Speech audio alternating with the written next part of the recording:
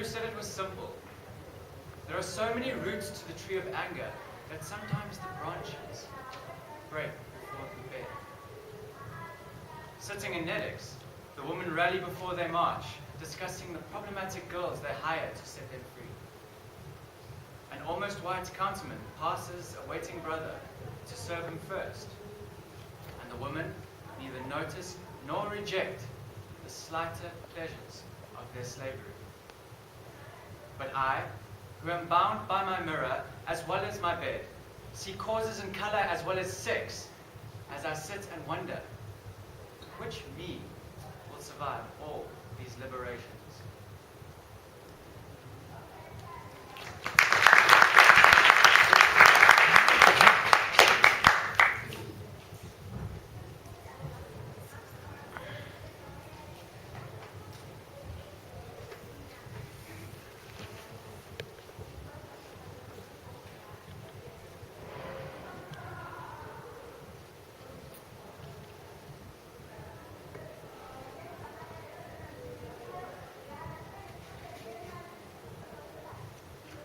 Isivunguvungu sawubhebhezela umlilo wothando. Ngacabanga ngaye ngadliwa umzwangedwa. Ngawuthi lokuvungula ngothando lukaNothando. Ngaboshwa ngezibopho ngaphonswa emebheni. Ngabuqwa izifiso, ngashaywa izinsizi. Ngawuthi lokuvungula ngothando lukaNothando. Umhugulo wothando akulona uthando. Ngishaya izinsizi ngibhuqwe izifiso. Isivunguvungu sothando sawubhebhezela umlilo wothando. Ngazinika unothando nethemba emveni. Ngaphuthuma emfuleni usomjadu. Izinyoni nezintuthwane zangifela amanzi. Akulona uthando lolu, umhugulo wothando. Isivunguvungu sothando.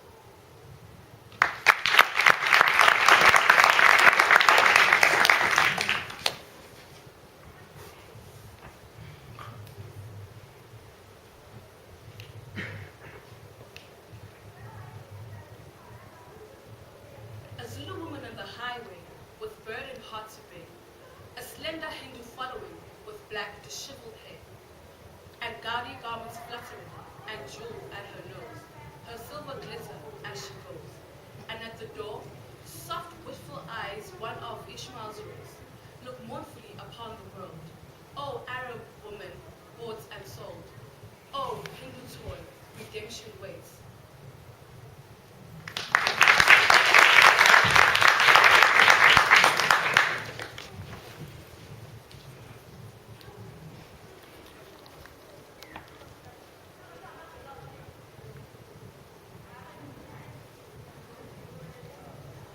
Those who don't buy into the myth prescribed rules of self-being, sold by unreal images, tied with pretty red ribbons, carrying capitalistic notions of conformity, branded by impersonators, just second-hand imitators of megalomaniacal beings, with self-perceived supremacy, loud hounds, economically feeding on every skin.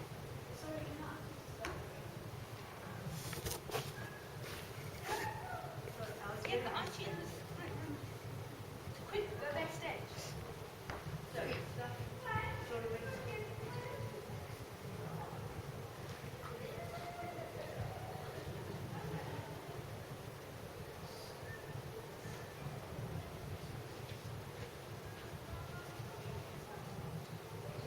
Those who don't buy into the myth,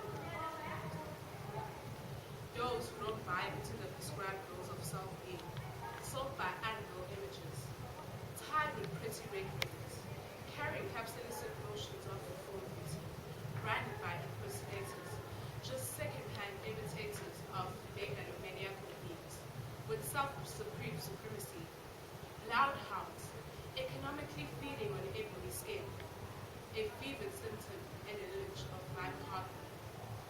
So I've come to expose the engagement roles, built in the infrastructure of our suffering cultural codes.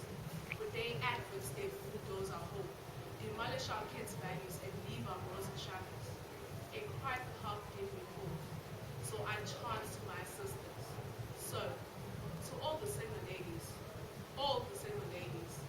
young, old, and about to be married, look within to achieve self-gratification, because materialism is only a constructed satisfaction, in reality essentialized by useless commodification. This is a charge for my sisters, grounded, put up. It's time we act now.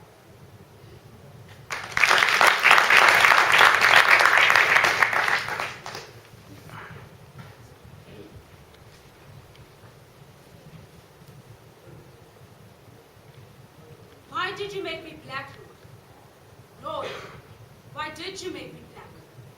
Why did you make me someone the world would hold back? Black as the color of dirty clothes, of grimy hands and feet. Black as the color of darkness, of tired beaten streets. Why did you give me thick lips, a broad nose, and kinky hair? Why did you create me as someone that would receive the hated stare? Black is the color of a bruised eye when someone gets hurt. That's the color of darkness. That's the color of dirt. Why did you make my structure so thick? My hips and cheeks so high? Why did you make my eyes brown and not the color of the sky? Lord, I just don't understand. Why did you make me black? Why do some people want to hate me and not know the person within? Lord, I think it's about time you redo creation and make us all the same. You want to know why I made you black? I made you in the color of coal, where beautiful diamonds are formed. I made you the color of the black stallion and panther. Oh, what majestic creatures indeed. Your hair has the same texture as lamb's wool, and I am the shepherd who watches over them, so I'll always watch over thee. Behind your pain, behind your beautiful smile, is pain. That's why your cheeks are so high. Your lips so full and thick, so when you kiss, oh, they will be remembered. Your structure so strong, so you are able to uphold the burden of time. That's why I made you black.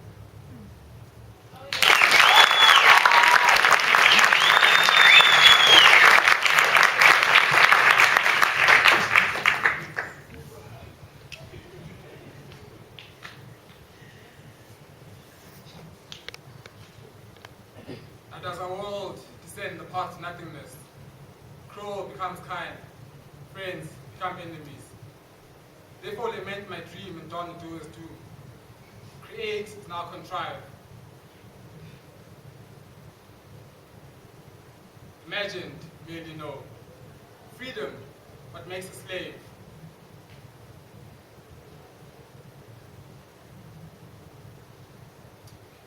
Therefore lie down. Hide, report his honorable mind.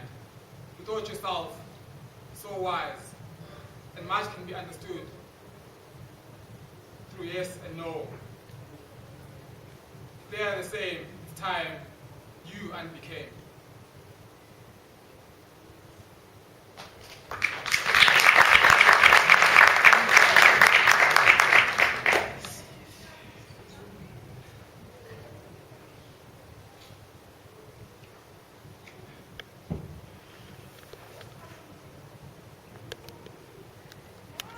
I am a woman. My willingness to carry life is a form of revenge, the antidote, a rebuttal against every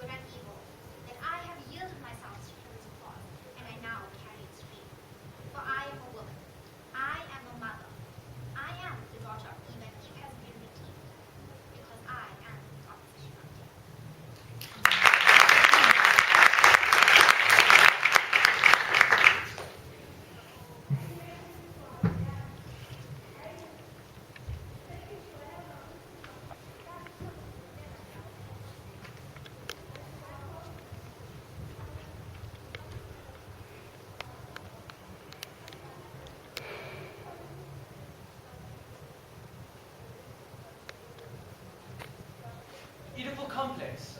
Come on, Tom, you must know what Oedipal complex is. You show those lecturers you're not the only brainless, dope-smoking loser here.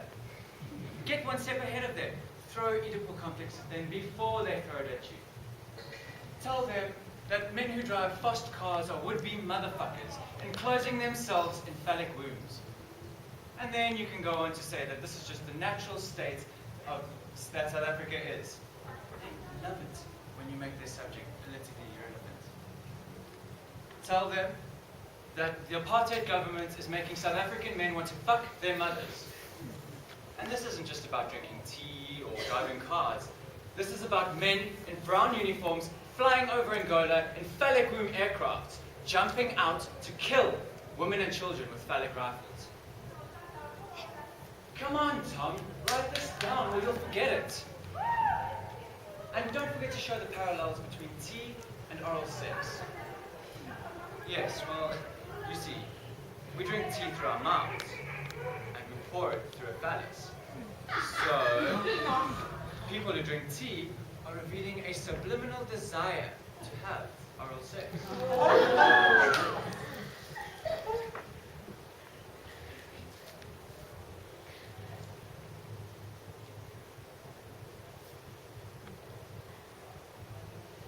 Come on, Tom, you have to write this down. This is solid gold. And yes, use the word motherfucker. This is a liberal university. Motherfucker is an accepted Freudian term.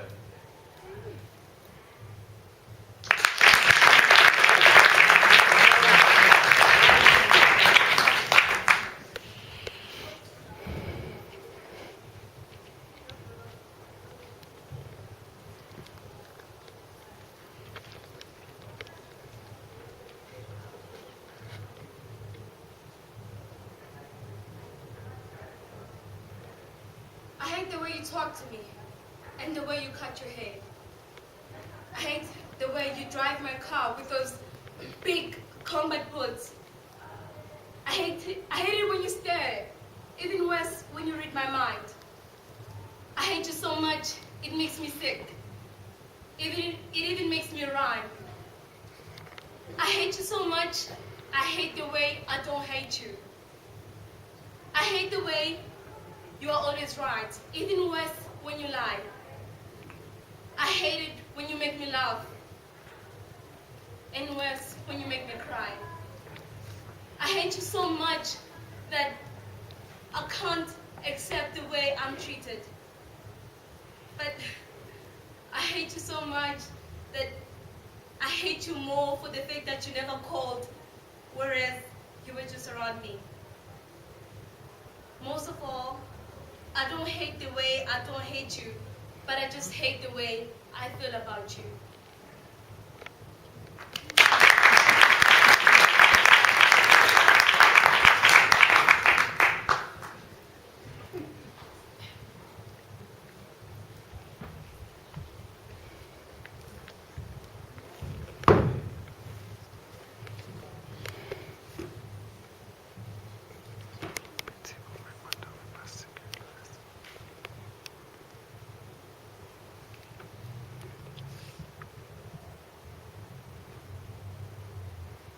They pushed me forward. Say goodbye to your mommy, Hester. I said it, but I couldn't cry. I was dry and hot inside, ashamed of her, mommy, for being dead. And him, daddy, his face cracked like one of our old plates, saying things he never said when mommy was alive. And all his uncles and aunties kissing him and patting him on the back, saying shame every time they saw you. I hated it. I hated mommy for being dead. It was those cousins of his from Dupatch who never ever came to visit. The whole mob of them, all in black. And the little girls in pretty little dresses, looking at everything around and laughing at us because we couldn't serve coffee at the same time. I was angry and I hated it. And then, when everyone was gone, I started crying. Exactly 2 days later, because suddenly I realized Mommy was dead. There was a ring at the door. I opened. A man. Where's your mommy, Kylie? I told him, dead. I said it. She's dead. And I started crying, crying. And then he took off his hat and started staring at me. And then I said, Futa! Futa! And chased him away. And then I started crying again. I started crying because I knew Mommy was dead. And I suddenly knew that what dead meant. It was goodbye for keeps. I'll never see Mommy again.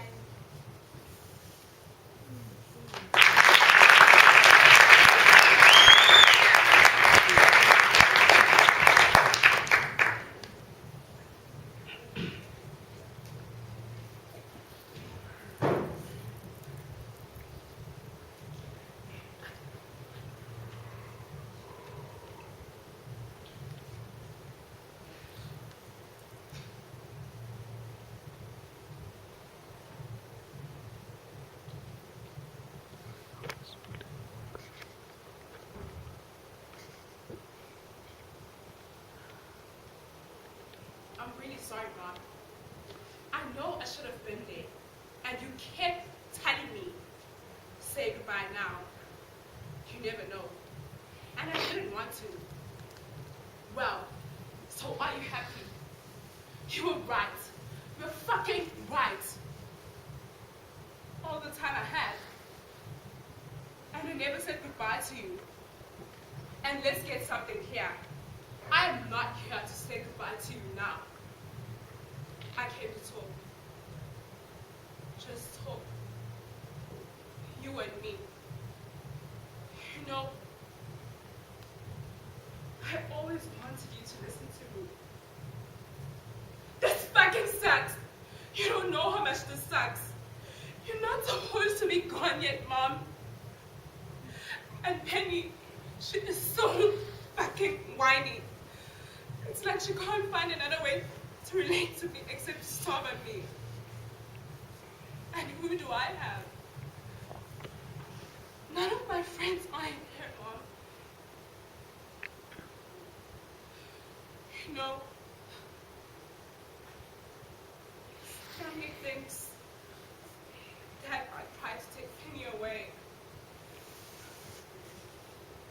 You can't do that, can you? I mean, he hasn't been here forever. You can't just waltz in and take custody. I'll have to be in the grave, Mom, next to you,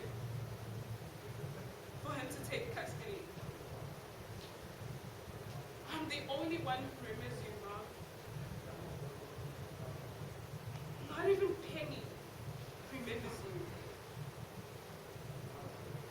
I remember the night when Dad left. You came into my room and you were crying. You asked me to give Mommy huggies. And I gave you huggies. Mom, I need huggies right now.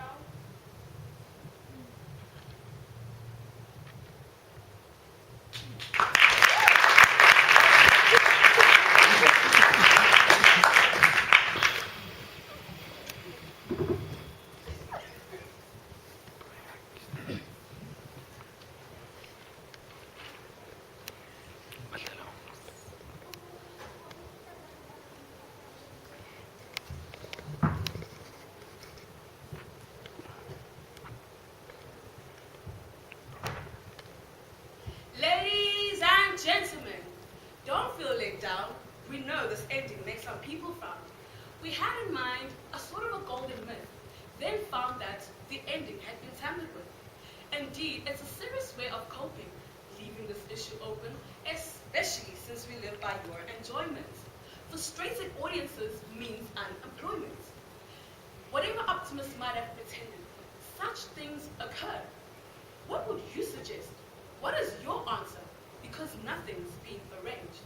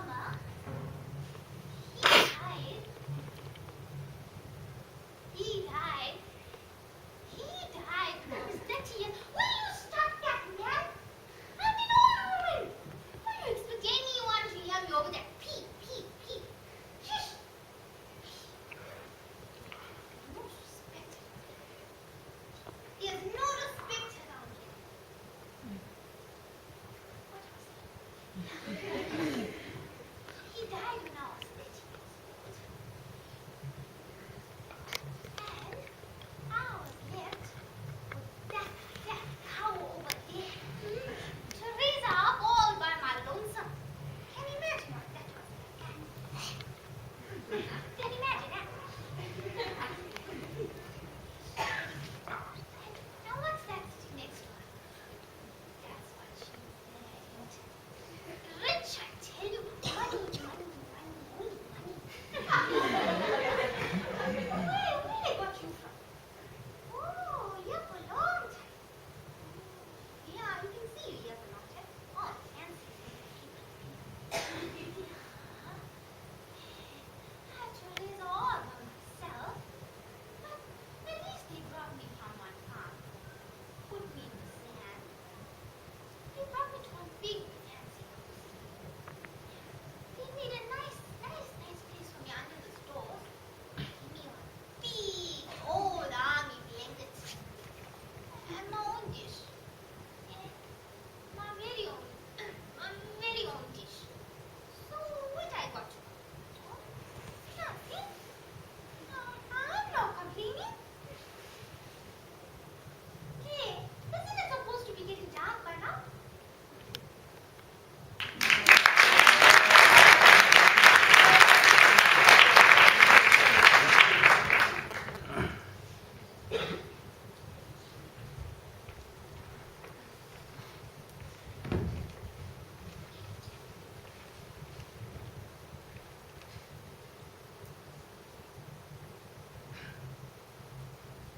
Yes. 10 years has made another man of me. And why? Because I'm overworked. I'm on my feet from morning till evening. I know no rest at all. At night I shake my bedclothes for fear that I've been dragged out to go see some sick people. But since I had met you, nurse, having a single carefree day, how could I help but grow old? Life is tedious. It is a senseless, dirty business and it drags heavily. See, everyone in this town is sick. Once you've lived with them for a year or two, you grow silly yourself. Look at this mustache I've grown. A silly long mustache. Yes, nurse. I'm as silly as all the rest, but no, I'm not as stupid. Thank God I've not grown stupid. My brain not muddled up yet. But my feelings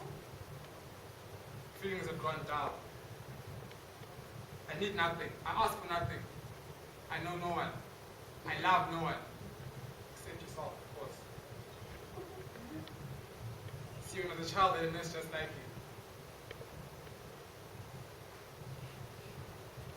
In the third week of Lent, an eruptive case of typhoid broke out in middle school.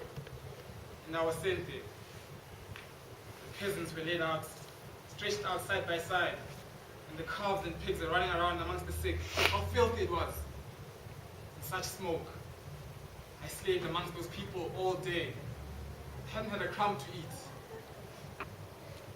Finally, when I got home, there was still no rest for me. The switchman was carried from the railroad. I laid him down on the operating table, and he died in my arms under the chloroform. So I sat down. Thought to myself, our descendants, for whom we are breaking the path, they remember us in a kindly manner. No, nurse, they will forget.